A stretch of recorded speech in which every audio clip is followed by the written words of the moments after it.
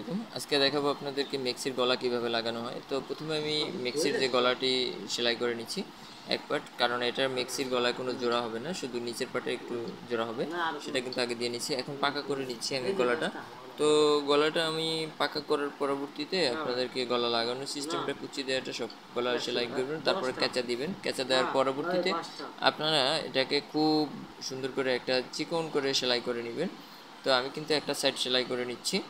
সেলাই করা আপনার শেষ হলে তার পরবর্তীতে যারা এখন পর্যন্ত আমার চ্যানেলটি সাবস্ক্রাইব করেননি এবং ফেসবুক পেজটি শেয়ার করেননি বা লাইক কমেন্ট করেননি, তাদেরকে অনুরোধ করবো আপনারা ফেসবুক পেজটি লাইক কমেন্ট শেয়ার এবং ফলো করে পাশেই থাকবেন। পরবর্তীতে কোন ধরনের ভিডিও চান অবশ্যই আমাদেরকে কমেন্ট করে জানাবেন, এবং আমরা সকল ধরনের কাজ করে থাকি। তো প্রথমে আমি গলাটিকে সুন্দরভাবে চাপ দিয়ে নিচ্ছি, তারপরে কাঁধ থেকে শুরু করে আমি কুচিটা দিয়ে নেব। তো কাঁধে আমি সেলাই করে নিচের সাইডটাকে সুন্দর করে কুচি দিয়ে নেব।